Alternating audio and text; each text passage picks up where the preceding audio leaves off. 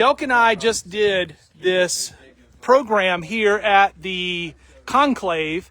Matt bought a 20 by 20 canopy tent that he'd been hunting for a while. Hello, Matt. Hey, how's it going?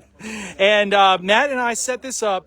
My side's over here. I was more focused on like 1930s, 1940s, Carolina Jubilee, 1941, red Prongay collection right here and right here. J. Rucker Newberry, one of the key people in the Carolinas, and then Roscoe Stevens, the 1945 Area Z chief guy, the advisor, and this is his vest. Jason Scholl brought out his Camp Barstow felts that I have never seen before. Ooh, those are pretty. Then all of this is Matt Delk's collection. Originally, these frames were put together by Russell Smart to show at the 2020 Conclave. They got canceled because of you-know-what. And so now Matt brought them here, and we've got all of this memorabilia from the Dixie Fellowship and all these permeations, including over here Area 6C, which was where Charleston and Bob White and also Columbia went. He's also got these lodge panels here. So we got all kinds of cool stuff. Matt put all the neckerchiefs in here so people could see. We got scouters just kind of walking up. We just had, let me turn this around for a second.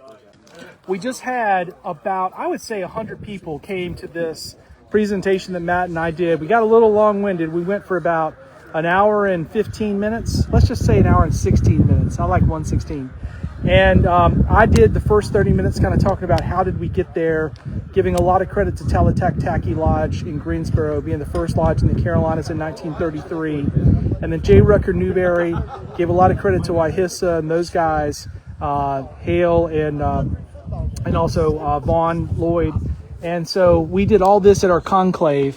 And basically the idea is we wanted to plant a seed and tell people that if you have all this wonderful scouting memorabilia and you never display it, you are not helping preserve the history and move our program forward. And so Delk and I put this together, and the idea here on the program was that we would run this display. It's part of a larger expo. There, you'll see over there, there's these canopies set up. And later today, there's going to be an expo with lots of different vendors, and lodges will have things set up. So we were kind of the morning show, and then all during the day, we're going to be set up here. But again, what I tried to do and what Delk was doing was all of this stuff that people have allowed us to buy through the years, like the collection I just mentioned, Red Prongay from Wahissa. If you never show this stuff to anybody, if nobody ever gets to see it, then what are you doing? Like you're not helping, and you're not trying to plant seeds for new collectors. We had a lot of youth who sat and watched this presentation. And like I said, it went on for an hour and 15 minutes. That's a long class. But we took all of this stuff out of the frame. I showed the Carolina Jubilee patch on this. I showed all these sashes. Check out these sashes. Signed by Ian or Goodman. Signed by Ian or Goodman. So this guy, Red Prongay, he was a youth member in Wahissa Lodge in the 1940s.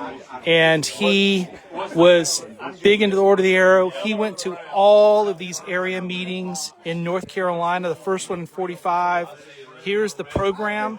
I was able to show everybody the program and talk about what happened there. He went to the 46 NOAC. So all of this. But again, if I bought this from him and no one ever saw it again, that would be such a tragedy. So we made sure to do that. Same thing over here with Roscoe Stevens.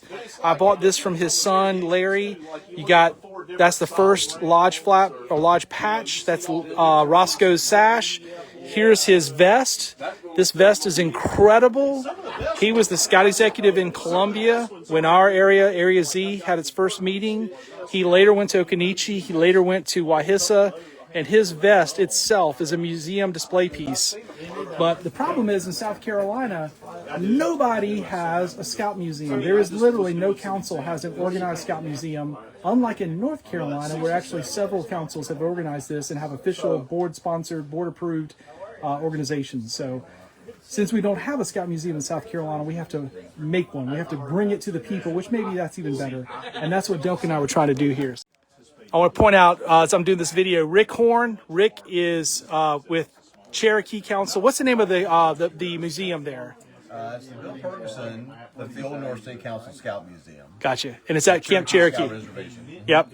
I was telling Rick earlier that when I went to all of these North Carolina conclaves, when I lived in Lumberton, North Carolina, and I was in Clehegan, that Rick would do this at the conclaves. And I remember walking up to these panels that Rick had, taking a picture of it. And, you know, when people can see this stuff, that's really what's inspiring. And so anyways, I think it's so important for us to have this.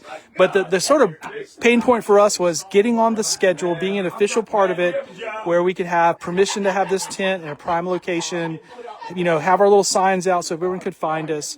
And Matt and I just did this, you know, all on our own dime. Matt bought this tent. We set up these displays. We did it all.